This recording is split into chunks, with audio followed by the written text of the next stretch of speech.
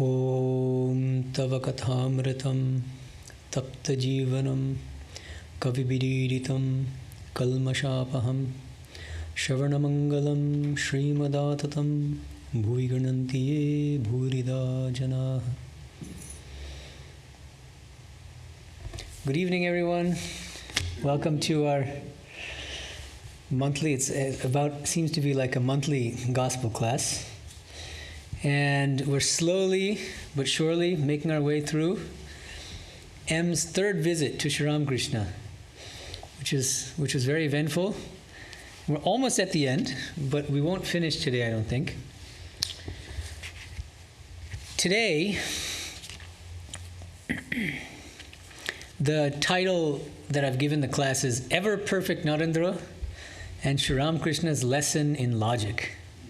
So I hope that's sufficiently intriguing to keep you awake.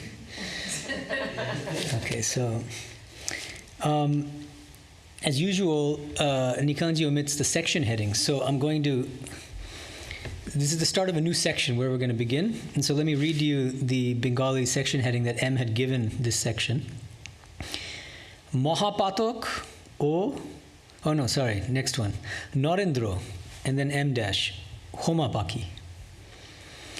Narendra is, of course, the future Swami Vivekananda, young gentleman. And Homapaki is a special type of bird, exactly. And Nikanji wisely chooses to leave it as Homa. There's no real, it might even be a legendary bird. I don't think it's a real bird. So in any case, we'll get to the bird later. But just keep in mind that that's a section heading for this entire section that we'll be reading today. So let's begin.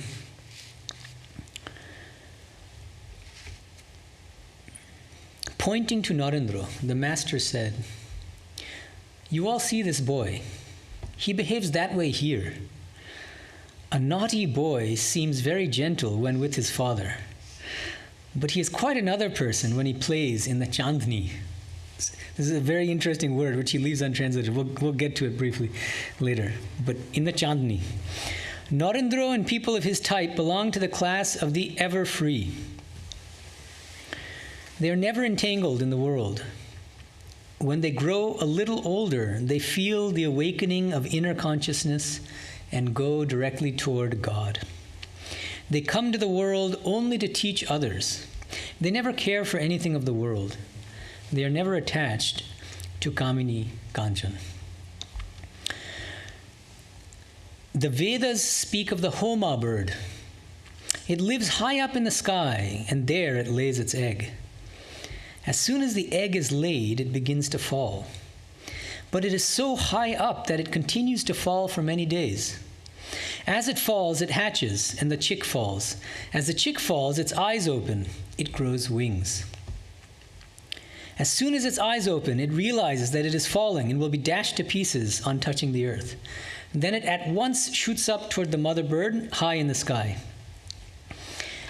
At this point, Narendra left the room. He's being praised too much. He's getting embarrassed. Kedar, Pran Krishna, M, and many others remained. Okay. Let's pause there. Let me read you just the first paragraph in Bengali, because there are a couple translation issues I want to flag. এই ছেলেটিকে দেখছো এখানে একরকম দুরন্ত ছেলে বাবার কাছে যখন বসে যেমন জুজুটি আবার চাঁদনিতে যখন খেলে তখন আর এক মূর্তি এরা নিত্য সিদ্ধের ধাক এরা সংসারে কখনো বদ্ধ হয় না একটু বয়স হলেই চৈতন্য হয় আর ভগবানের দিকে চলে যায় এরা the mic just went out. Preeti? She's working on it. Should I wait? Maybe I should. Is it working now? You're fine. Hari Om? It's not working actually. Is it not? No. Hari Om, Hari Om. No, it is. Really? The volume went down? Oh, can you turn up the volume? Yeah, now I think that's better. Can people hear me? Okay. I hope so. But I still feel like, it was better before. I didn't touch anything. I just grabbed the iPad just now. Okay. Online people? Do you see anybody complaining about volume? Okay, we're going to continue. Are we going to continue? Okay. Oh yeah, let me just reread the last sentence here. Ede shongshare, is that where I stopped? Oh yeah. Era shongshare ashe, huh? Oh yeah. চাননি আরেক রকম হ্যাঁ ওকে এরা নিত্য সিদ্ধের থাক এরা সংসারে কখনো বদ্ধ হয় না একটু বয়স হলেই চৈতন্য হয় আর ভগবানের দিকে চলে যায় এরা সংসারে আসে জীব শিক্ষার জন্য এদের সংসারের বস্তু কিছু ভালো লাগে না এরা কামনি কাঞ্চনে কখনো আসক্ত হয় না And then I'm not going to read the Homa bird story because I think Niklanji translates that very well. But there are just a couple small things, quibbles, we can call them, in this first paragraph. First of all, Sri Ramakrishna describes Naren, his beloved Naren, as the original Bengali is Nitya Siddho. Nitya Siddha would be the Sanskrit. Niklanji chooses to translate that as ever free. He says here, Narendra and people of his type belong to the class of the ever free. As I said, it's a quibble, it's not a major thing, but I feel that a more accurate translation would be ever perfect. Because siddha really means perfect, and there's a different word for ever free. What is that? Nitya mukta. Exactly, nitya mukta, which Sri Ramakrishna uses in other contexts. That's also significant. A few weeks or months ago, in one of our earlier gospel classes, there's the parable of the fish trapped in a net, a fisherman's net in the lake. And he says, remember there are different kinds. The baddha jiva is the one who's in the net, thinks everything is hunky-dory, doesn't try to get out of the net. The other type is in the net, but is what he calls mumukshu jiva, which means they're actively striving to get out of the net, escape from the net. Mukta jiva, third category, the liberated soul, is the one who is in the net, but somehow manages to escape from the net. So he's out. But he once was, that mukta jiva was once in the net, now it's out of the net. But there's a fourth category. He refers to them as nitya mukta. That's ever free. Why? Because it was never caught in the net in the first place. So even though, you might say that this is really a minor thing because aren't Nitya Mukta and Nitya Siddha more or less the same thing? The ever perfect are also ever liberated. The ever liberated are also perfect. Well, that's true. But then I think that we should grant to an avatara the right to use different words on different occasions and to grant that there might be an importance, even if it's a subtle difference between the different words that Sri Ramakrishna uses on different occasions. So just to mention, so he uses nitya mukta sometimes, so ever free, but not in this context, but in the context of the fish example that I just gave. Nitya siddha is using here, and then refers to the homapaki, the homa bird, right? And then he also uses the term ishvarakoti sometimes. You can say that they're almost synonyms, but then why did he not use the same term every time in all the contexts? So I'm just flagging that. I think a better translation for Nitya Siddha is ever perfect. Naren he's referring to as ever perfect, which does not mean he's not ever free. Of course he's ever free, but he specifically says ever perfect. Now, the other thing is this very interesting word, chandani, C-H-A with the line over it. I'm reading from Niklanji's translation. C-H-A with the line over it, N-D-N-I.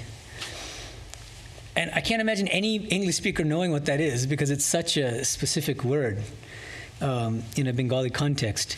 And I spent almost 15 to 20 minutes speaking to Sarvadevananji and Sumanansanji. Everyday enlightened. Okay. Yeah, thank you. Yeah, we will have question and answer at the end. Yeah, thank you. And so we were discussing this. Sumana Sanji, Sarvadevananji, and I, because I was asking them, their mother tongue is Bengali, and it was a big discussion, and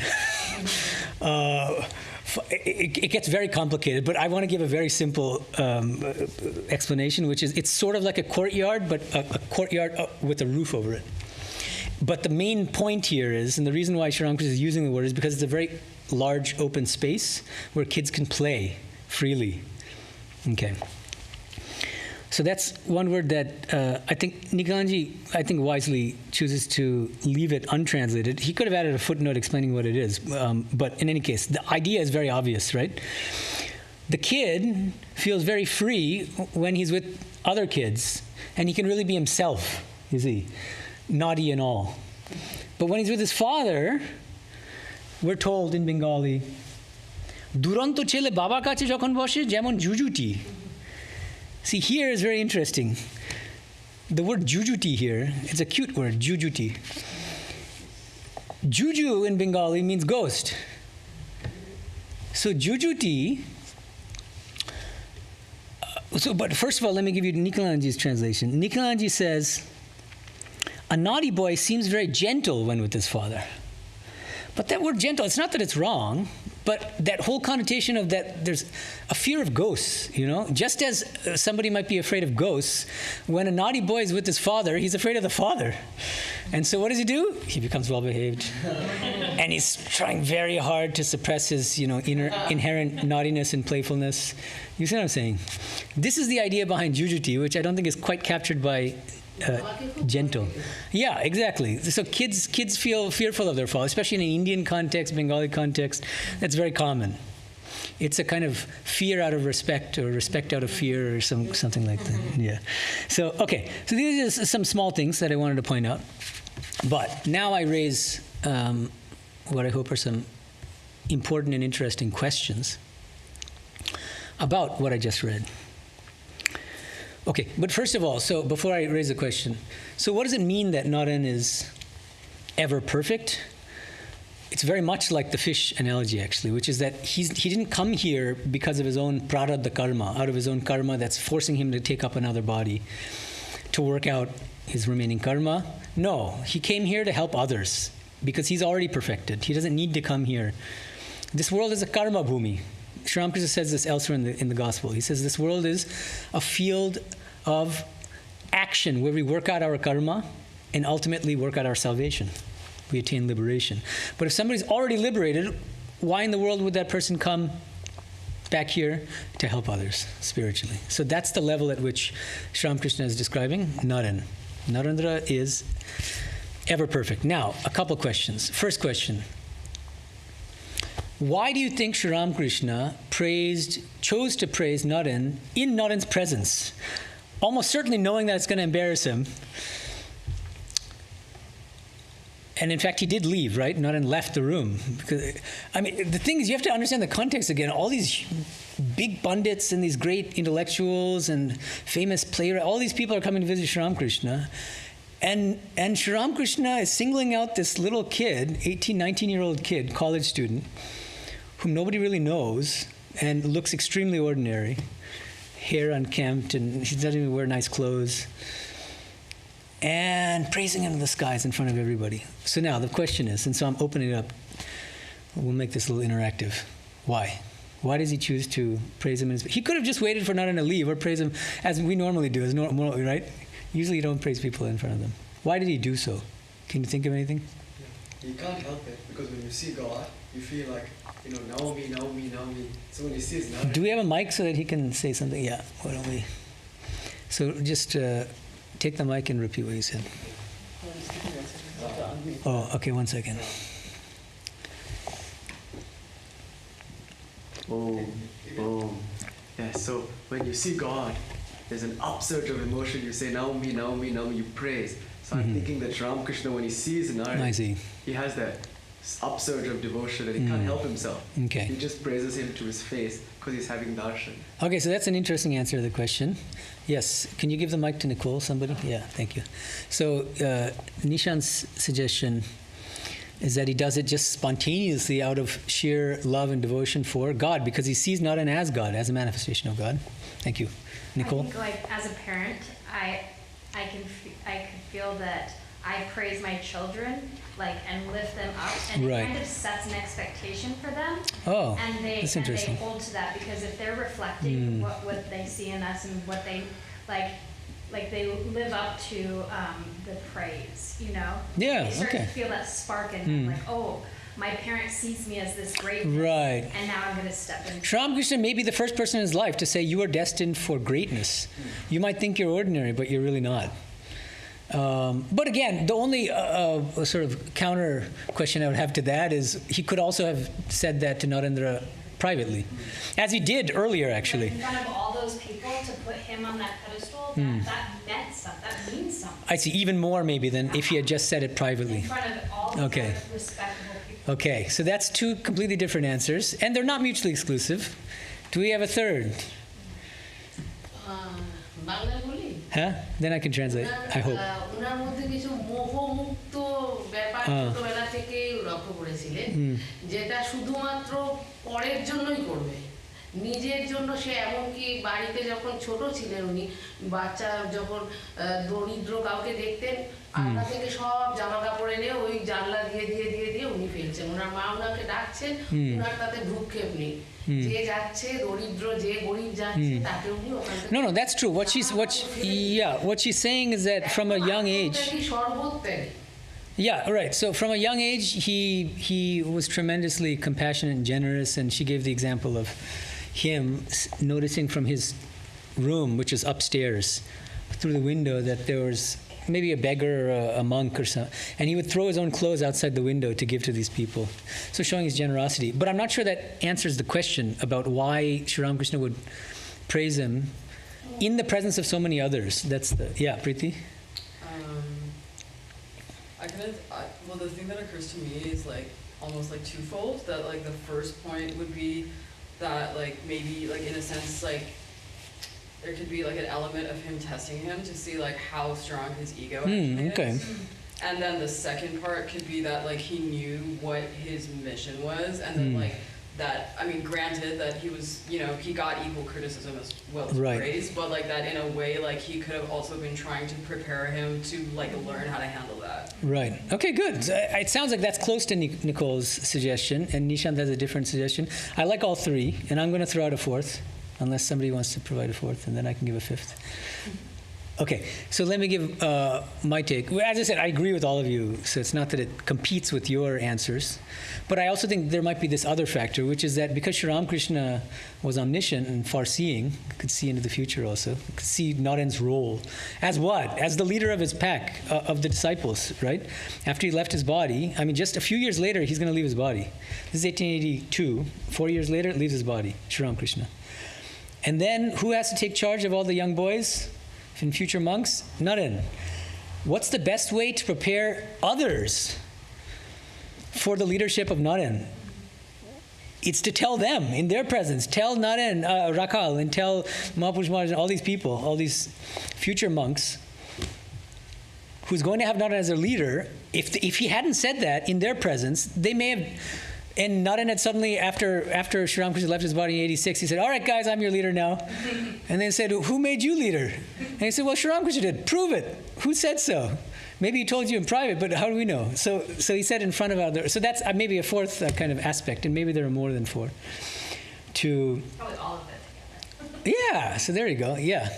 I think he was trying to evoke something out of Narendra that he didn't. Can you give the mic? Yeah. One second. That's right. It's for the benefit of the online audience. I thought he was working. I thought he was trying to evoke something out of Narendra that Narendra didn't really recognize himself yet as an 18-year-old. Yeah, well, that's what both Preeti and I think Nicole are suggesting, yeah. Okay. But he was busy cooking in the kitchen, so. Yeah, but it's good. There we go. So we got corroboration on that point. So okay, thank you. So that's very nice. I think we have a nice multi-dimensional answer to this question. Now I ask a more difficult question. So now let's see how good you guys are at answering this one. Okay, so let me put it this way. Swami Brahmanandaji, we worship him here. He was the guru of Prabhupanandaji, who is the founder of the Hollywood Center here. Sri Ramakrishna, as we know, considered him also to be Nitya Siddha, ever perfect, Ishvara Koti, no doubt, uncontroversial. But he married. Not only did he marry, he had a child. Why is that an issue? Well, because of the homapaki example that he gives, which is that this bird, this special homa bird, falls so high from the sky that before it hits the ground, which is clearly a metaphor for samsara, for worldly life. It's very much like marrying and kids, which is why when Sri Ramakrishna had asked M, he was horrified when he was told that M was married and has a kid. So that's why the question arises. And Sri Ramakrishna says elsewhere, I think this is also recorded later in the Gospel, he says, Rakhale to bhog baki ache. He has a little bhoga left. Bhoga means enjoyment, worldly enjoyment, literally. How can an ever-free, ever-perfect soul have enjoyment left and engage in worldly relationships and attachments? And so this is, I think, a trickier question, and I want to hear your thoughts on this. Yes, Tejas. Maybe it's like that other bird thing that he talks about, where some people, like, they fly so close to the ground that it looks like they're touching, but they're not actually touching it. And then but he did say, right, he has the bhoga, baki, so, yeah, he has a little bhoga left. Yeah.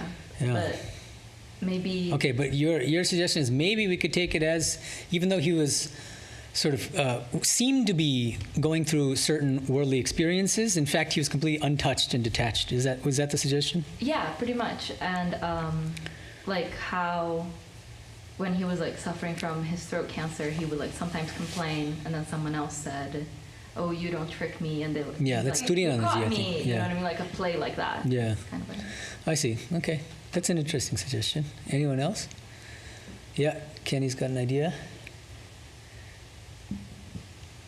The first thing that came to my mind was that just when you take on a physical body, you can be deluded by Maya in that aspect. Just the power. Ramakrishna also had different physical things happen to him, and it's just maybe a part of being in a body. Okay, that's an interesting suggestion, because Sri Ramakrishna says. Panchabhute fade, Brahma pore kade, which means when even Brahman himself or itself starts weeping when it is caught in the net of Maya. And so that seems to be along the lines of what you're saying, is that even if a soul is ever perfect, ever free, when it assumes a human body, there could be some kind of delusion at work, which is preventing that ever perfect soul from realizing its ever perfect nature. And I think that's actually arguably true of Naren Swamiji as well. Because remember, when Sri Ramakrishna first touched him and gave him samadhi, he became frightened. He says, "What about my parents?" And in the fish analogy, it's like a fish that is outside the net, but it sees all the other fish in the net, and it thinks it's also in the net. That's really nice. Oh, well, give her the mic, because that's a really interesting point, actually. I like that. That's a nice connection. Maybe in this case where, it's just part of being in the body, it's, if we bring it to the fish analogy, it's like a fish that is outside, so it's ever free, but it sees all the other fish inside and then thinks that it's also in the net, even though it was never in the net in the first place. Right, and thinks it's like one of them, right? Yeah. Like everybody else. Like I'm ordinary, like these other guys who are stuck in the net. Yeah, please give it to Hannah, the mic. Doesn't Thakur at some point say that he can make people into Ishvara Kotis? Yeah, thought about it. Yeah. It's not that Sri Ramakrishna says it, as far as I'm aware. I don't think he ever says it. Mahapurush Maharaj, the future Shivanandaji, said that even though I didn't get the stamp of an Ishvara Koti, because Sri Ramakrishna only gave the stamp to some 6 people, something like that, he said, by Sri Ramakrishna's grace, I've been elevated to the status of an Ishvara Koti. Yeah, but go ahead, sir. Well, I have maybe a corny point, which is there might be an aspect of destiny, or of like there's value in that thing that he needed to do, and his family life. Yes. Well, that's my response, so thank you. That's a perfect segue to my own. Very good. Thank you, Hannah. Yes. Couldn't have asked for a better segue into my suggestion, which is this. Actually, it's a combination of... So one of the things is what Kenny said, which is that Rakhal didn't actually realize that he was ever perfect until later. That seems to be right with your suggestion, which is why he married and had conjugal relations with his wife and so on and so forth. But another possibility here, and I think it's, I find this plausible to some extent. This is all, and this is partly what you were saying, but it's all part of Sri Ramakrishna's play. And in his divine play, every single person in his grand play has a special role to play. Now, he had a number of householder disciples. Nag Mahashaya was an extraordinary example of a householder who married, didn't have kids. How could he have kids? Because he wouldn't sleep in the same bed with his wife. Instead, he would be sleeping on the branch of a tree outside. So that's one example of a kind of householder life that was like super spiritually intense. But that's one paradigm. And how many householders can emulate that? Okay, so that's one. Let's take Mahapurush Maharaj's example, the future Shivanandaji. He married, but did not enter into conjugal relations with his wife. Naren was so impressed with this that he gave him the name Mahapurush. We have to call you Mahapurush. You're a Mahapurusha, a great soul, because you're able to live with your wife, sleep in the same bed with her, but like Sri Ramakrishna, completely unaffected and not tempted. This is a second paradigm for a householder. And now we're getting maybe closer to something that's possibly doable maybe in the future for some householders. And then there's yet a third householder paradigm, which is that you marry, you have children, and then you try to follow Sri Ramakrishna's advice, which is after having one or two children, try to live with your spouse like brother and sister. Now, it's not exactly the path that he followed, because he ended up becoming a monk and leaving his wife. But for some time, presumably, he did follow that. And so I wonder whether Sri Ramakrishna, each of these people, each of these disciples in Sri Ramakrishna's divine play had a different role to play, and even among the householder disciples, that there are different householder paradigms, and that Rakhal embodied one of those, to give householders examples, different kinds of examples to emulate, to strive for. What do you think? That's sort of along the lines of what Hannah was saying, right? Yeah. Yeah, Preeti. I would say, like, just as an addendum to that, like, not just, like, to give an example to others, but also maybe, like, to have the experience to be able to, like, minister to others from experience. Not so much empathy, like, experience. Oh, that's a great point. Actually, this is a senior monk told me this, and I should have mentioned that, but I'd forgotten. So thank you for reminding. That's wonderful. Yeah, exactly. This monk said, Brahmananda ended up becoming the first president of the Ramakrishna order, and was tremendously compassionate. And he could understand firsthand the struggles and the difficulties and challenges faced by householders in ordinary worldly life. And he could only do that because he had that experience himself. That's a really nice point too. Thank you. Yeah. Anyone else? Yes, Kenny. 1 second. Get the mic. So it's possible also that because Rakhal was such a high being, that he was also passing on a lineage of, in the genes, DNA or whatever, but through his family, he was passing that future possibility on. Yeah, that's interesting. It's a very interesting suggestion. I mean, the only thing is that family members of saints are often not saintly. We don't have to go into the details, but if you just, we're reading Holy Mother's life now, and it's pretty, oh my goodness.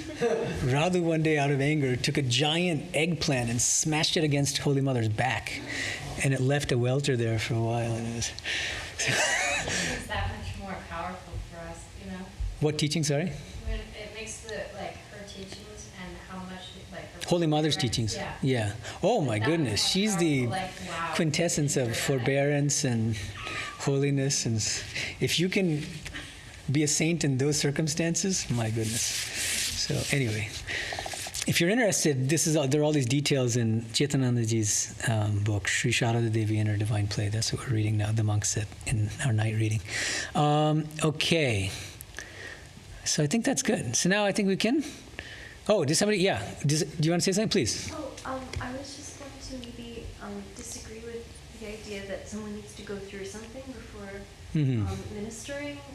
And I was just thinking about like Divyananda Prana Mataji. She gives really amazing talks about depression and helps a lot of people, even though she's never been depressed herself. Did she say that, or are you assuming? Oh, that's interesting. Well, yeah, she and it's one of part of her university work. And No, did she say that she was never depressed? Yeah. Oh, I see. Okay. But you still feel that there's an empathy there and an understanding that you appreciate.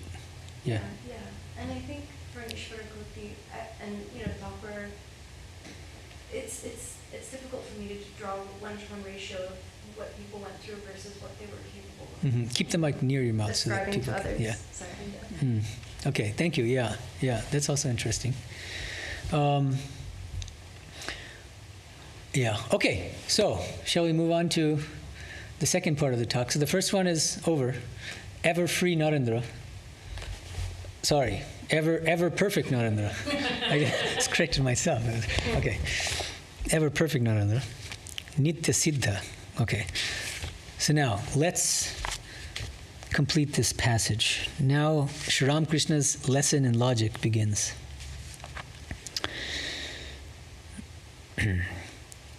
At this point, Narendra left the room. Remember that he leaves. Kedar, Prankrishna, M, and many others remained. Master, you see, Narendra excels in singing, playing on instruments, study, and everything.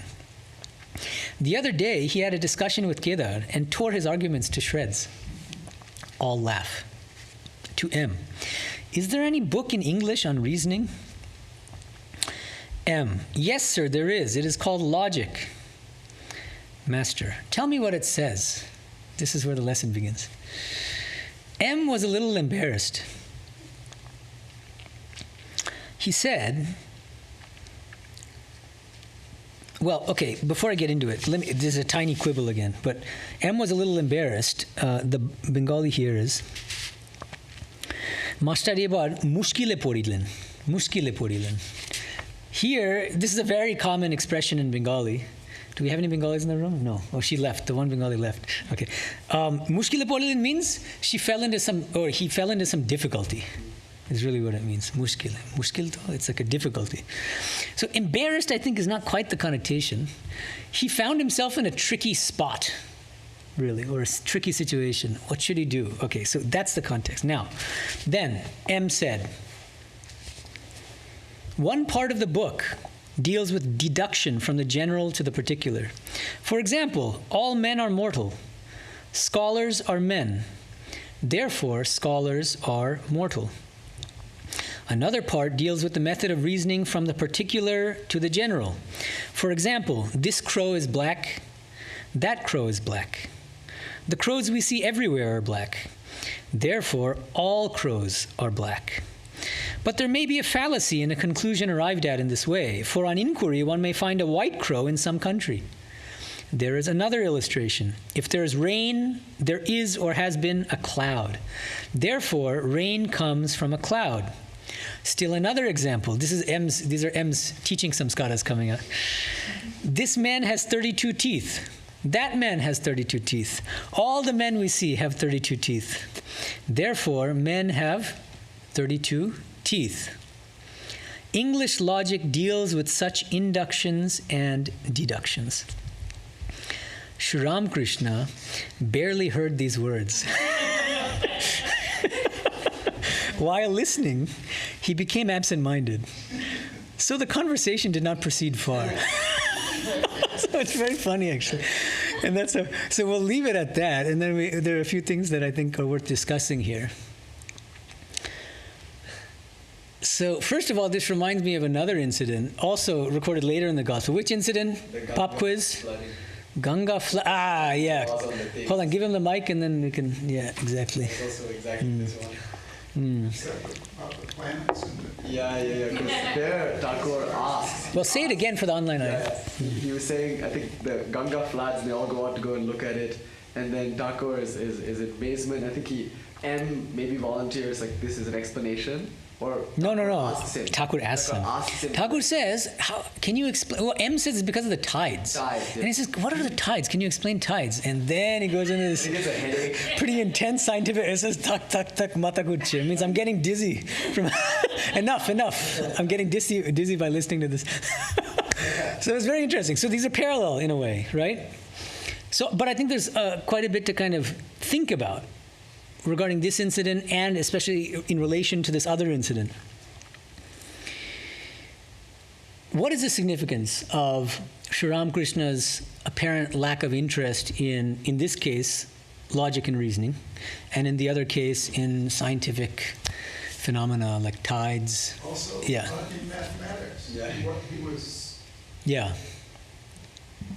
Ramakrishna, when he was a student in school, didn't grasp mathematics. Although, I don't know if it's in Lila Prasanga, can somebody confirm this? Or somewhere. Yeah, but even in arithmetic, he was good at adding, but he wasn't good at subtracting, which is interesting because he was a Vijnani, and so everything is real, so he doesn't want to subtract. It's like Purnamidam, Purnat, Purnamidam. Everything is whole. He doesn't want to subtract. I really think that there's something deeply spiritual about that he was better at adding than subtracting. Anyway, don't get me started on Sri Ramakrishna and arithmetic. Okay, so now,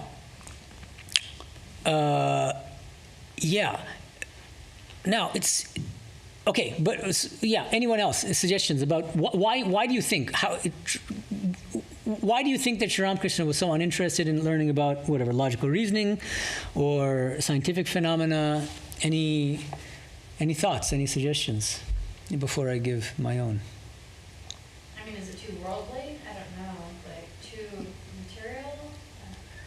Or why did he even ask about it in the first place and then not want to hear about it? Yeah, well, that happened that time too. Can you just repeat the question when you get the mic, and then so that people know what you're asking. I was just wondering why he asked about it in the first place if he didn't actually want to hear Right, and literally the same pattern is repeated later with the tides, because he asks M to explain the tides, and then when he starts explaining, he's like, okay, enough. So it's not that it's unwanted, the teaching, is that he asks for it, and then he doesn't show interest. But in Girish's house, he asks Naren and Girish to argue. oh yeah, and then he gets irritated afterward. Yeah, I don't like this kind of argument. But Ram actually says, what's up with this futile argument? He says, no, there's a meaning to it. Earlier. So yeah, this is a very interesting sequence of events. Yeah, Nishant is talking about Sri Ramakrishna specifically asks Naren and Girish to debate. In English. In English. They don't oblige him with the English, but they oblige him with the debate about whether it's possible for God to incarnate as a human being. And they're going at it. Ram is the Vaishnava kind of bhakta of Sri Ramakrishna and relative of Naren's, and he gets irritated first and says, what's the point in all this useless discussion? Sri Ramakrishna scolds Ramchandra Datta, and says, no, this is very important. You don't interfere, don't interrupt. And then a little later, after hearing more of the debate, Sri Ramakrishna himself gets tired of it. As you said, I don't remember the exact words, but something like, what does he say exactly? Like, I don't like these kinds of discussions. Yeah, I don't like these kinds of discussions. It's very funny. So now, okay, this only deepens the mystery, but so I want you to think deeply about what's going on here. Why would God in the form of Sri Ramakrishna do this? I mean, you could just be trying to make a point to people that like whatever's being spoken about here is not arrived at through logic, too. Yeah. Okay, that there are limits to logical reasoning and that... I agree with that statement. Me too. I think that's it. So he's not showing interest in logical reasoning and in scientific ideas and theories because... because knowledge is like wisdom, not logic. Yeah, so that's good. Yeah, actually, that's thank you. It's like Hannah segued into my answer to the previous question. That's a segue into one part of my answer to this question. I think that's right. I think that we can bring in the terms aparavidya and paravidya from Mundaka Upanishad, that there's a lower knowledge and a higher knowledge. And that the sciences and even philosophy and all these things, these are lower knowledge, lower forms of knowledge. And that paravidya, interestingly in the Mundaka Upanishad, paravidya is realization, direct spiritual realization. Tadaksharam avigamyate, tadaksharam avigamyate, paraya tadaksharam avigamyate. Yeah, so anyway, the paravidya, the supreme knowledge, is that through which one realizes the akshara, the supreme. So I think that is part of what's behind it.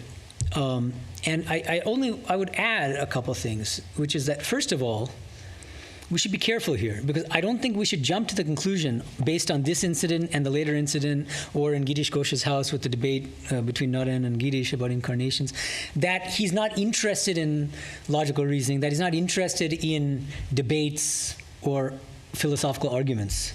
Why do I think that?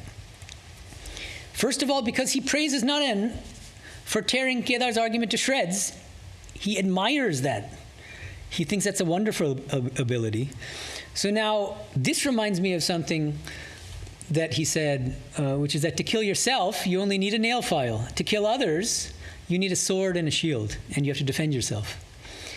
So he knew that Naren's job is to be Jagat Guru eventually. He'll be Guru of the entire world.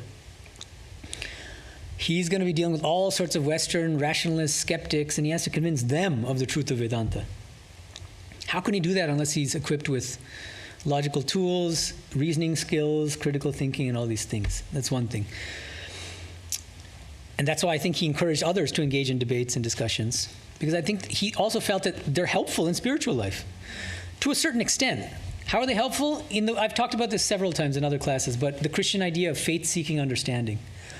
We have faith, but to deepen our faith and strengthen our faith, it helps to address and try to respond to our doubts that come up in our day-to-day spiritual lives. There are all sorts of doubts that come up all the time. One of the standard ones is the problem of evil. I'll get to that in a second, okay, so that's another part of the answer. Now, another thing is, it's not just that he encouraged others to get in debates and he recognized that Naren, the future Swami Vivekananda, would be Jagat Guru, and that therefore he would need to teach others, so he needs to know all these things. Sri Ramakrishna himself was a great debater and a master dialectician, and would tear other people's arguments to shreds. And I'm sure you guys can come up with your own examples, but I want to mention a couple. One is something that we already discussed, if you're interested, you can go back into the archives of my gospel classes, class 3, entitled The Crushing of M's Ego. Because if you remember, one aspect of the ego crushing was M telling Sri Ramakrishna, shouldn't we educate these people who worship idols? Because that idol is clearly not God. Shouldn't we tell them that the idol is not God? That it makes no sense to be worshiping plaster and clay? And Sri Ramakrishna gives him the scolding of his lifetime, but in a brilliant philosophical way, with a multi-tier kind of answer to the question, refuting on philosophical terms M's position, M's rejection of so-called idol worship, saying it's not idol worship. Actually, it's nothing but Chaitanya. It's nothing but divine consciousness. That's the first thing. So actually, it's not just clay. Clay itself is nothing but God. And so you're wrong at a fundamental level. But then he goes on to say that, who are you to judge others? And in fact, different people are at different stages, and images are extremely helpful at a certain level of spiritual development. And he goes on. So my point is, that's one of many examples of Sri Ramakrishna being a master debater and dialectician. But there are others. Another one I'm thinking of is Dr. Sharkar, the homeopath, who's also very skeptical. He greatly revered Sri Ramakrishna. At the same time, he had these two sides to his personality, right? And so there's a very startling incident when Dr. Sharkar just couldn't stand that people were bowing down at his feet and treating him like he's God, and he gets really irritated, and he wouldn't let it go. And then Sri Ramakrishna finally snaps at him and says, "Why should I listen to you? You who are full of lust and greed and this and that and anger." So anyway, that's a separate. But there's another incident when the same Dr. Sharkar tells Sri Ramakrishna, "Yesterday Ishan Babu talked of the incarnation of God. What is that? To call man God." See, it's the same kind of idea as... So nobody can be God. It doesn't make sense for God to become a human being. That's not possible. What does Sri Ramakrishna say? Your science does not speak of God's incarnation. Therefore, you say that God cannot incarnate himself as man. It's just, one sentence, but it's packed with philosophical depth, actually. There's a real point to the critique. I think one way of thinking about this is that, I don't know if you're familiar with this, but there's a term called scientism. Does anyone know what scientism is? What is scientism, roughly? No? You want to take a stab at it, or should I? Okay, so Scientism, roughly, it's defined in different ways. If you want like super details and technicalities, you can read chapter 4 of my book, Swami Vivekananda's Vedanta Cosmopolitanism, but I'm giving you a rough and ready thing. Scientism means, and you'll find this is a very typical attitude among scientists throughout the world. Not everybody, but many. They assume that somehow science has disproved God. And then if you ask them, well, how? Give me the scientific proof or evidence that God doesn't exist. And then they start sort of like speaking more loudly, but and thumping, the table, but pounding it. But it's not really clear what they're saying and how in the world. So, but the argument seems vaguely to be something along the lines of, the only reality is that which can be investigated through the natural sciences. So since God can't be examined under a microscope or a telescope or other scientific means, therefore God doesn't exist. But that's an idiotic argument. And so anyway, there are actually sophisticated discussions about scientism, and there are debates on both sides, which I discuss in chapter 4 of that book that I mentioned, if you're interested in details. But I think what Sri Ramakrishna is doing in a very subtle way is criticizing Dr. Sharkar's scientism for thinking that science is a be-all and end-all. It's fine that you're a scientist, but why should you limit the possibilities of reality to your scientific field? And what proof do you have? What evidence do you have? What good reason do you have for doing that? Isn't it dogmatic to say that all that exists must be investigatable through the natural sciences that I, so prize and love? So anyway, that's another example. Third example, I told you that I would talk about the problem of evil. I'll talk about it briefly. Again, if you want a lot of depth on that, chapter 7 and 8 of the previous book, Infinite Paths to Infinite Reality. Both chapters are on the problem, Sri Ramakrishna's response to the problem of evil. But M tells Sri Ramakrishna the following. Once Vidyasagar was the great Bengali Pandit, Sanskrit Pandit. Once Vidyasagar said in a mood of pique, "What is the use of calling on God? Just think of this incident. At one time, Genghis Khan plundered a country and imprisoned many people. The number of prisoners rose to about 100,000. The commander of his army said to him, 'Your Majesty, who will feed them? It is risky to keep them with us. It will be equally dangerous to release them. What shall I do?' Genghis Khan said, 'That's true. What can be done?' 'Well, have them killed.' The order was accordingly given to cut them to pieces. Now, God saw this slaughter, didn't he?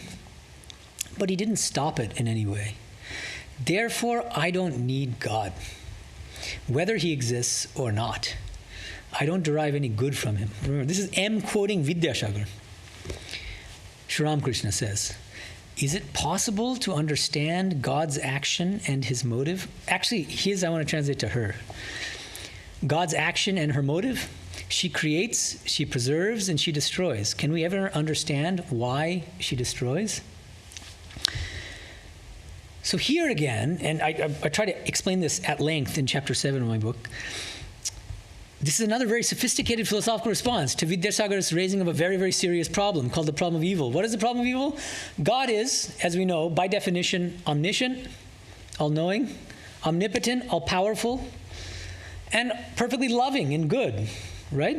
These are basic attributes of God. At the same time, there are all sorts of terrible people like Hitler and Genghis Khan, killing people for no reason and doing absolutely atrocious things, horrendous things. Doesn't God see these evil people doing these evil things?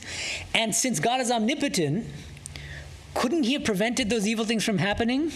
And since God is all loving, wouldn't he have wanted to prevent all of these innocent people from dying, from being killed in a massacre? This is the problem of evil. It's a massive problem, and it's been raised in all of the major religious traditions, at least theistic religious traditions that believe in a personal God. And there are all sorts of answers. And one of the most cutting-edge responses is called skeptical theism. Skeptical theism is exactly more or less the view that Sri Ramakrishna is voicing here, which is, why should you think with your puny little intellects that you have any grasp of what God should or should not do in certain circumstances and why God is permitting something to happen and not permitting other things to happen? How can you possibly know that? And an example that a contemporary philosopher, well, he passed away a few years ago, named William Alston, he gives, is a very nice one. He says, He says, imagine that there's a great chess grandmaster. Now who's our biggest guy? Magnus Carlsen, right? Yeah. And imagine that he makes some move, okay? And there's somebody spectating, watching, who is an amateur chess player. He knows the rules, but that's about it. He's terrible at chess. And that amateur chess player sees that move made by Magnus. He doesn't understand it. He sacrifices his queens. Yeah, maybe that's a new thing. Yeah, there's some article I read recently about how he's learning that from like ChatGPT, like from AI chess bots, that sacrificing your queen could actually be a good strategy. So anyway, yeah, that's a good example. So okay, let's imagine that Magnus Carlsen is sacrificing his queen, and this chess amateur sees that and goes, "What is he going to say?" There are two ways of responding. The first response is, "I don't know why he did that." That's fine. That's reasonable. After saying, I don't get why he did that, you could go one of two ways. One way is say, what an idiot. That's one way. The other way is, boy, I know he's a genius. He's the best chess player in the world. He must have some reason which I don't understand because I'm not particularly good at chess. Which response is the more logical one? The second one, the latter one. Similarly, likewise, just because we don't understand why God permits certain evils to occur in this world, certain people to suffer who might seem to be innocent, are we ever justified in jumping to the conclusion that God is immoral, imperfect for permitting this evil to occur? We don't have enough data. We don't have enough knowledge to possibly say that. That's a skeptical theist response, which I think Sri Ramakrishna captures in these 2-3 sentences. I mean, again, very brilliantly. So again, master dialectician. That's not all, actually. I mean, I could go on and give several lectures on just the problem of evil, Sri Ramakrishna's response, because in other places, this question is raised again and again. Turiyanji, the future Turiyanji, Hari. He's very disturbed by what Sri Ramakrishna is saying, because Sri Ramakrishna is saying everything is God's play, everything is Mother's play, including everything, all the suffering and death you see around you. And then Hari says, but Mother's play is our death. Her Leela is our death. And then Sri Ramakrishna says, but who are you? Divine Mother has become the 24 cosmic principles. She has become both Vidya Maya and Avidya Maya. You are none other than God. This is a brilliant response, actually. And again, I talk about this in detail in chapter 7 of my book. But what he's doing is the problem of evil presupposes a difference between God on the one hand and God's creatures on the other. That's a fundamental presupposition of the problem of evil. What is he doing? He's undercutting that premise, that presupposition. You're mistaken in thinking that you're different from God. You are God in the form of Hari. The questioner, the person raising the problem of evil, is himself or herself a manifestation of God. And so it's like the most primordial way of dissolving the problem of evil. Yeah. Anyway, but this would take me into a different lecture, and so I'm going to stop to them. But I just wanted to prove that Sri Ramakrishna himself was a great dialectician, a great debater. Yeah, Kenny. I just wanted to, the obvious thing that comes to my mind is like even Hitler and Genghis Khan, they're all God too. So yeah. That's all part of the play. It's all part of the play. Remember, yeah, in fact, I just mentioned this, but I didn't translate the terms. Sri Ramakrishna says in response to Hari, God has become both Avidya Maya and Vidya Maya. Avidya Maya is the Maya of ignorance. That includes lust, greed, and all these evil qualities that lead people like Hitler and Genghis Khan to do terrible things. But God has also become Vidya Maya. What are those qualities? Bhakti, dispassion, viveka, vairagya, discernment, right? All these things, all the good spiritual qualities, which lead us to God. God has become both. So it's a very uncompromising position. It's literally, God is literally everything, panentheism, yeah. If you were to strictly hold to that position, is there not the danger of that leading to a certain kind of complacency when it comes to ethics? Okay, so but flesh it out a little. Why? Because ultimately, if there's no difference between God and God's creation, and let's take the example we're taking, like people being murdered, like genocide, stuff like that. Right. You can say it's all God's will or something. You can say it's God's will, but you can also say that it's not truly happening, and therefore it's like that suffering has no validity. Okay, but the thing is, this is not classical Advaita Vedanta of Shankara. So the position isn't that this never happened. Not like the Holocaust deniers or stuff like that. It actually happened. But everything is God without exception, which means both good and bad. But the first part is, I think, probably the more plausible objection, which is that might that not encourage a certain kind of moral complacency? Like, well, Hitler's also God, and so let's let him do his Hitler thing. But no, that wouldn't be the response. But the thing is, because the answer is not complete.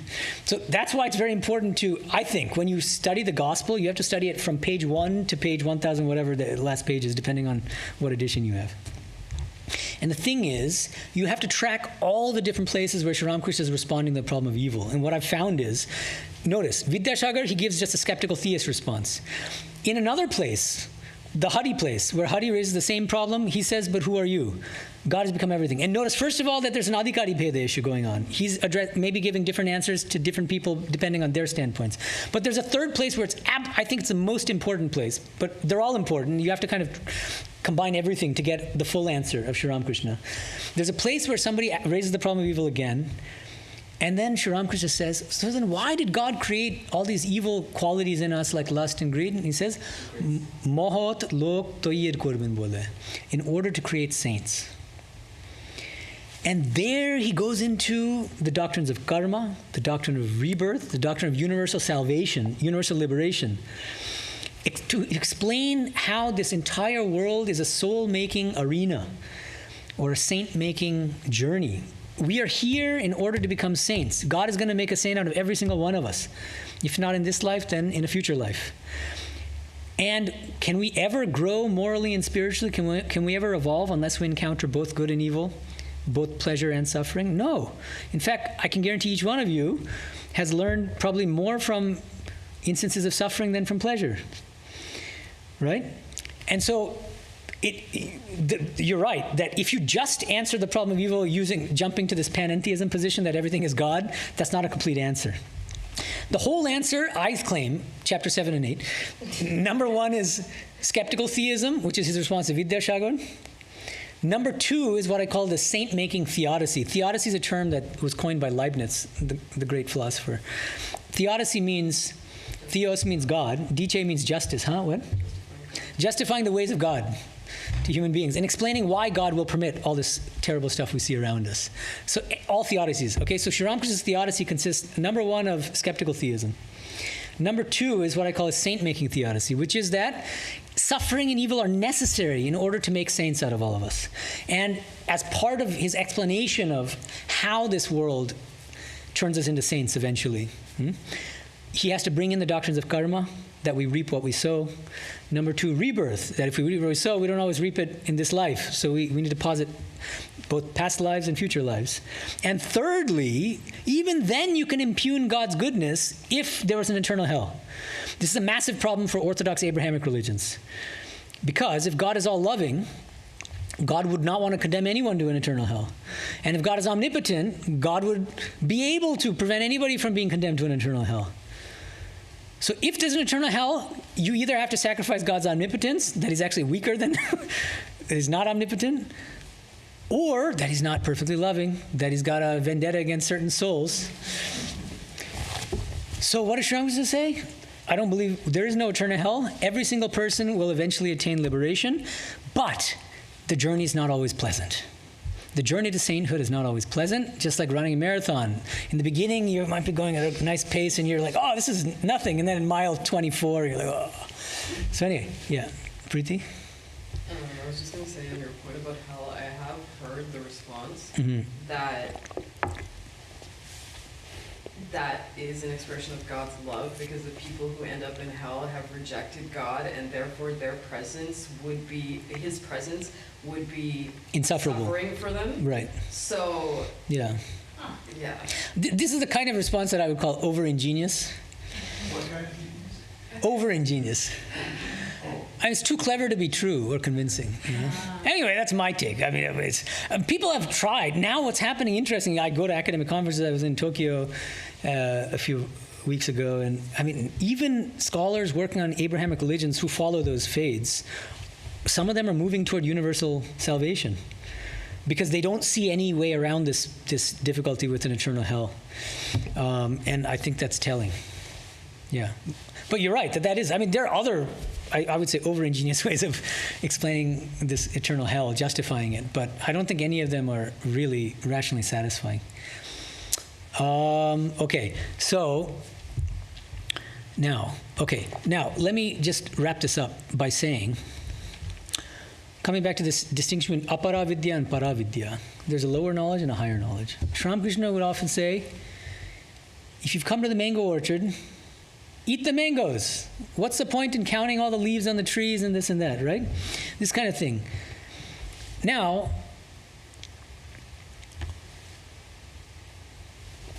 but at the same time, he felt that reasoning is extremely beneficial in certain respects. So it's not that he said don't reason, don't engage in reasoning at all.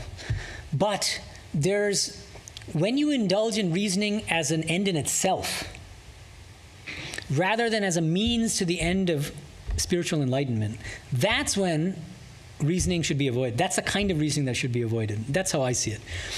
And because he said so. So for instance, there's another really interesting, the problem is when I give away these like later incidents in the gospel, when I actually come to that, if I ever do, 10 years from now, then I don't know, I won't have much more to say. But anyway, there's a very interesting incident later in the gospel when Naren is, of course, a philosophy student at Scottish Church, and he's quoting this wonderful statement by William Hamilton, a Scottish philosopher. A learned ignorance is the end of philosophy and the beginning of religion. And Sri Ramakrishna says, what did Naren say? And then it was either Naren or M, I think Naren himself, translates it into Bengali. Pundit Murkho na, this and that. So he translates it. Sri Ramakrishna loves it. And he uses one of his few English words. Thank you, he says, in English. He's so pleased to hear this. So this is the same idea.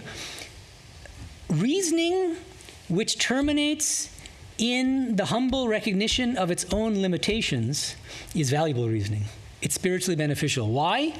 Because it's a humble kind of reasoning that opens itself to possibilities beyond reason, namely religion. That's what Hamilton is calling religion here. I think that's what Sri Ramakrishna liked about this statement so much. So I think he would say the same thing about all these kinds of reasoning. Any reasoning is helpful as long as you never forget that reasoning, all kinds of reasoning, sciences are all means to the end of God realization.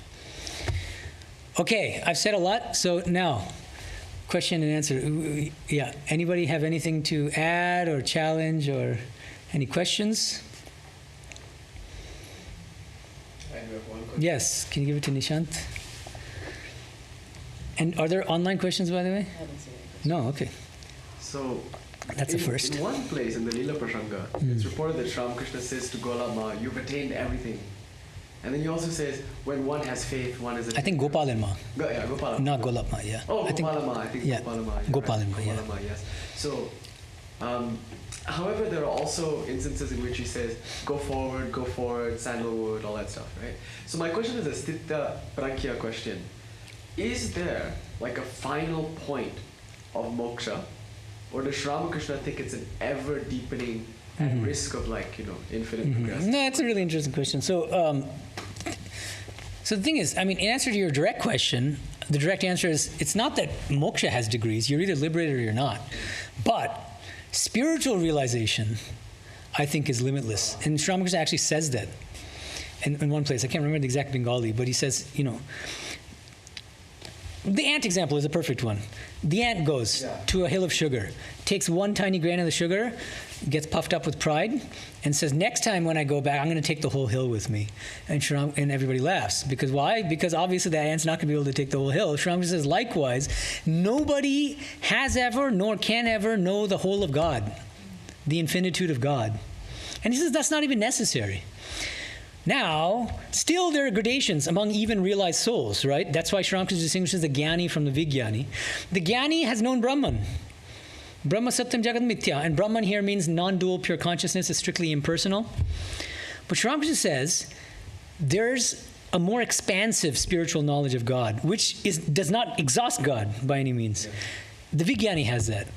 Because the Vijnani attains jnana first, has knowledge of Brahman in the state of Nirvikalpa Samadhi, comes back down from Samadhi, and instead of seeing the world as a dream, sees that Brahman is inseparable from Shakti, and that Shakti manifests everything in this world. So it's a very different realization, and it's more expansive. Why? Because the Vijnani, unlike the Jnani, realizes that God is not just impersonal, nirguna, but also personal, saguna. Both nirakara and sakara, both with form and without form. So I think you're right, that you can never, there's no end, there's no limit to spiritual experiences, but moksha is I think it's all or nothing. Does that make sense? That's my take on it. Thank you. I'm glad you think it's really good. Appreciate it. Okay, yeah. Ramananda at some point said that nirvikalpa samadhi, which we think of as being like the ultimate thing, is just the beginning. Yeah, of spiritual life. Yeah, it's a very startling statement. He says nirvikalpa samadhi is the beginning of spiritual life, roughly. And that corroborates what I was just saying in response to Nishant, which is that he's not talking about moksha here, but spiritual experiences. And usually, especially classical Advaitins, they think nirvikalpa samadhi is the end point. So for somebody to come along, a great saint, Nitya Siddha, ever perfect person, to be saying that that's just the beginning of spiritual life, my goodness. Then that means how many other spiritual experiences has he had? And he's the spiritual son of Sri Ramakrishna. Forget about Sri Ramakrishna, because Sri Ramakrishna is, my goodness, so many kinds of spiritual experiences. So yes, thanks. That's really a nice question. Any other questions, comments, challenges?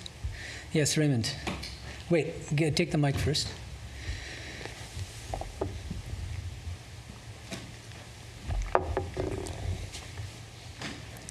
Hi, my question is, so when the idea of, is it endless when you hit the highest? Is it like completely infinite? Because like, when I think of like, when people go to high states. What did you just say? Sorry? I'm asking like, when you hit the highest state of what it is there like no end point? Is it just like when you were saying that, like we can't comprehend the whole of God, yeah. The whole God? Yeah, so look, I should complete the story, which is like, for instance, he says, taking the example of the Ganges River in India, and he says, in order to touch the Ganges, do you have to run your finger all the way from the source of the Ganges in Gomukha and go all the way down to the tip of South India, Kanyakumari or whatever? No, you can. If you touch the Ganges at any point, whether it's in Varanasi or Kolkata, you've touched it. That means realizing God in any form or aspect is enough. For what? For liberation and for your spiritual fulfillment. But that's not the same thing as saying that what you have realized of God has exhausted the nature of God. You see the distinction that I'm drawing here? That's really what I want to emphasize. And the other thing is you use the word highest or higher, and I think that's interesting because this language is tricky. One question that arises is, according to Sri Ramakrishna, is vijnana a higher state than jnana? Well, what do you think, before I move on, or I want to explain why I think it's an interesting question? Do you think it's higher or something else? More complete. That's very nice, exactly. Nicole, can you give her the mic, because that's excellent, yeah. I think that's right. I just feel like it's a more complete picture, not higher or lower, because that's a distinction, but more full. Yeah, that's very nice. Yeah, I think actually it may not be higher than jnana, but it's greater, or more expansive, or more complete, more integral. That's Aurobindo's favorite word. But because it had to grow. It builds on jnana. It had to expand from one to another to the That's right. next to the next. You have to evolve. Yeah, and a senior monk of our order who's now vice president named Swami Bhajananandaji, he draws a diagram of a parabola. And he says on the left trough of the parabola, that's realization of the personal God in most bhakti traditions. This is not vijnana, but just I realize God is Krishna or is Christ or whatever. Peak of the parabola, that's the highest spiritual experience, which he says is jnana, nirvikalpa samadhi, knowledge of non-dual pure consciousness. And then he says the right-hand trough of the parabola, that's vijnana. It looks like it's similar to the pre-jnana realization of the personal God, but it's actually completely different because it's post-jnana. The vijnanis come back down from the state of jnana, has already attained the peak spiritual experience of nirvikalpa samadhi. And now that person, that vijnani, sees that God is both impersonal and personal and sees this entire world as suffused with God. So and that's just something that is kind of supporting Nicole's take on it, which is that Vijnana may not be higher, but is greater or more expansive. But I want to add another thing, because now that my books are out, even some monks are starting to read it. And so one of the monks who read it is another very senior monk named Swami Balabhadranandaji, a very learned scholarly monk of our order and a trustee. He's an assistant general secretary. And he gave a wonderful lecture in the Bengali language, unfortunately, for those of you who don't know Bangla. He gave a lecture last year in the Ramakrishna Mission Institute of Culture in Kolkata called Gyaner Pore Vigyan, Ramakrishna Vivekananda Aloy. After Jnana comes Vijnana, in the light of Ramakrishna and Vivekananda. And he brought a hard copy of my book with him to the podium. And then he quoted this footnote I had discussing this issue of basically I was arguing that Vijnana may not be a higher state than Jnana, but it's certainly greater, according to Sri Ramakrishna. And then what he said was, as counter evidence, and I thought this was very smart of him, he said, but what about this incident with the banyan tree? When Naren tells Sri Ramakrishna, I want nothing more than to immerse myself in Nirvikalpa Samadhi, come down once every few days for a couple sips of milk so that the body remains, and then go back in the state. And then Sri Ramakrishna gives him, like he gave M the scolding of his lifetime, he gave him the scolding of his lifetime. And he says, shame on you. I thought you would be like a great banyan tree, giving shade to thousands. Now I see you're selfish. You only care about your own liberation. There is a state higher than that. And he's quoting, Balabhadranandaji quotes the original Bengali, which is, I think it's Uchu. Literally means higher, not greater, but higher. Aren't you the one who sings, oh Lord, thou art all that exists? So the higher state there seems to be Vijnana, and Sri Ramakrishna himself seems to be saying that Vijnana is a higher state, not just greater, but also higher. So I like the fact that he gave a very intelligent refutation of my view. Okay. Anybody else? Yes, please, Tejas. Okay, Tejas, and then back there, yeah.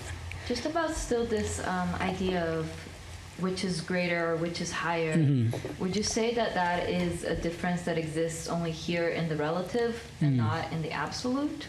Or do you think it's, because I mean in the absolute there is no difference, right? So that's my question. Well, okay, but the thing is, in the absolute there is no difference is certainly the classical Advaitic view. They reject what's called Swagata Bheda, internal differentiation, but that's not true of other Advaitic traditions. So you think even in the absolute there is this greater Vijnana that is greater than Jnana? Well, no, I mean, well, spiritual experiences are things that are had by us, right? Yeah, so I mean, at that level I agree with you that it's us, we human beings, who are having these spiritual experiences like Jnana and Vijnana, which are experiences of the absolute.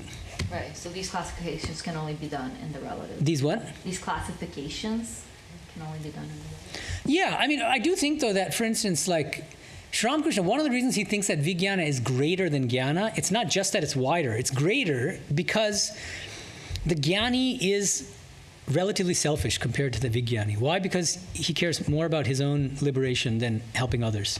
And he says the Vijnani is like a giant log on which many animals and critters can float along, so it can carry others along with it.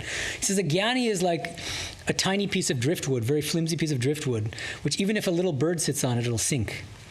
The Jnani is like the driftwood, the Vijnani is like that giant log, or nowadays we might say aircraft carrier, that can carry huge planes.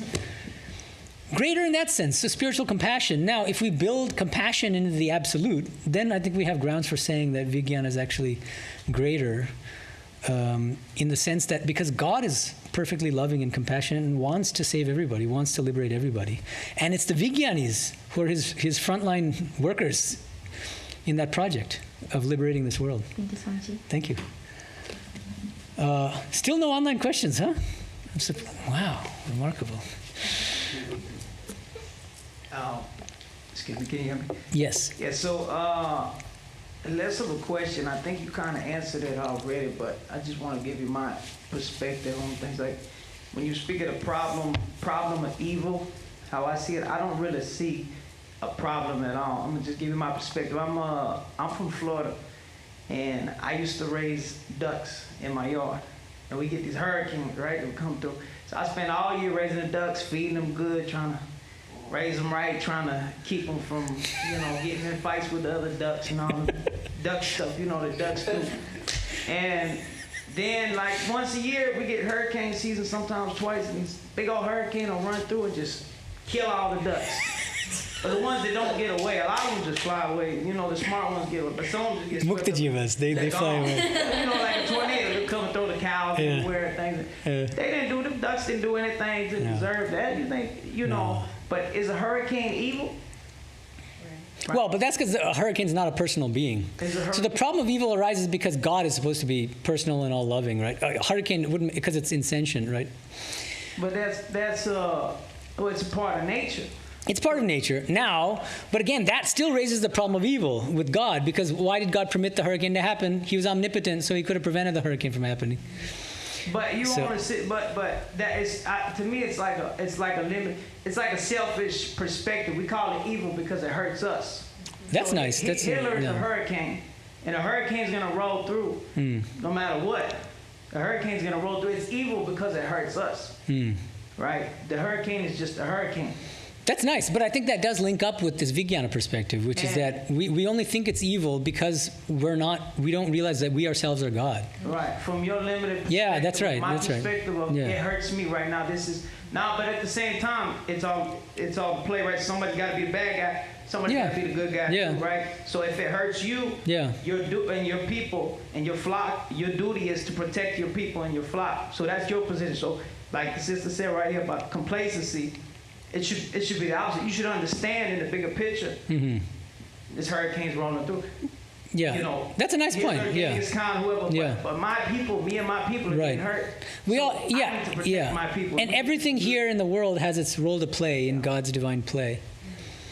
Didn't Girish Ghosh say something along the lines of, in this life, Sri Ramakrishna had me play the role of a scoundrel and a great sinner. Hopefully in my next life when I come with him, I'll be something along, I don't remember exactly what he said, but along those lines. But see the faith behind that. The idea is that, God is playing in the form of all these. So you can't be judgmental when you occupy that lofty spiritual standpoint. 2 online questions. See, I was goading them on, so now we get the online questions. All right. Bring it on. So the first question is did Sri Ramakrishna imply that there is no true omniscience? For human beings or for God? Oh, we can't. I think implied for God. You think it's for God? No, I think Sri Ramakrishna. Huh? What? How could there be true omniscience for? Well, there are different positions. Like Jainism says that when you attain liberation, you become omniscient. There are other schools of Indian philosophy which say that the liberated soul actually shares God's omniscience, but not omnipotence. But I don't know if that's what he's asking or she, but let's assume it's God. Is that okay? I'm going to assume that the question is, does Sri Ramakrishna deny God's omniscience? Is that the question? Or let's... To that effect. Okay, I think no. I think he fully accepts that God is omniscient. And as I said, the problem of evil is a perceived contradiction between God's omniscience and omnipotence on the one hand and his all-loving nature on the other. Because there are all these instances of terrible suffering which he could have prevented if he was omnipotent, and combined with omniscience, because you have to know what's going on too, right? And but I have to know that there's a hurricane in Florida destroying his ducks, and then I have to have the capability to intervene and prevent the hurricane from happening. But those qualities of omniscience and omnipotence seem to be conflicting with the attribute of his perfectly loving nature. And so Sri Ramakrishna gives a theodicy in response to it. He says, I reject the problem of evil for these reasons, and he gives different reasons. So he fully accepts God's omnipotence, he fully accepts God's omniscience, and he fully accepts God's perfectly loving nature. And he does so on the basis of a very sophisticated theodicy, which I explain in chapters 7 and 8 of my book. Thank you. Next question. The next question is, must we go through neti neti and jnana before attaining to vijnana? That's a nice question. What was it again? Must we go through neti neti, like there's not discrimination like that, and jnana before attaining to vijnana? Yeah, so I think the answer is no, and the reason I'll give is because there are places in the Gospel where Sri Ramakrishna says something like, even bhaktas can attain knowledge of Brahman without even practicing Advaitic sadhana. How? By God's grace. Because if God feels like it, God is omnipotent, so God can do anything he wants. And if God feels like it and feels that it will be good for that bhakta to have the knowledge of Brahman, God can give it to that person. And so then he gets Brahma Jnana without going through the Advaitic sadhana. And then after that, he could become a Vijnani. So there's a kind of loophole there. You can, without doing Advaitic sadhana, you can attain jnana by God's grace. Okay, all right. I think it's almost time to wrap up, huh? Any parting thoughts? Can I ask a naive question? Sure. So, of course, spiritual experience. I was going to say microwave, but I think I'm getting hungry. Yeah, obviously, spiritual experience inexhaustible. But naively, what do you think moksha is? Oh, I mean, the simplest definition is the easiest definition, which even Buddhists will agree with, is liberation from the cycle of rebirth. You don't have to come again, unless you want to help others. But so that's the most kind of like neutral way of explaining it. Right, but that's not verifiable, really, now. In what sense? So, for instance, like dukkha nivritti, paramanandam prapti, like those things are verifiable metrics. I could say, oh, to what extent am I actually categorically free of suffering? Mm-hmm. To what extent do I actually feel spiritually fulfilled? Mm-hmm. I can adjudicate that now, right? But I can't adjudicate whether I'm liberated from... Yeah. Until right after you leave the body. Right. So therefore, it's not a verifiable state. And my question is really like, is this a valuable question at all to ask? Yeah, but I still feel like the state of Jivan Mukti, liberation while living. I think that there's something about the phenomenology of the Jivan Mukta. That there's something in the spiritual experience of the one who's liberated while living. I just know. I mean, I'm not a Jivan Mukta, so I wish I would. But I just know. You know, the Jivan will say that I will not be born again. Holy Mother said that, and so many people said that. This is your last birth. How will you know that? I mean, I think when you attain that state, maybe you'll just. That's part of the spiritual experience. It's part of the phenomenology of the spiritual experience. Right. Maybe. All right. Excellent. Thank you so much. This is a really fun class, lively, interactive. So we'll try to keep up this kind of format from now on. Om Shanti Shanti Shanti Hari Om Tat Sat Sri Ramakrishna Arpanamastu.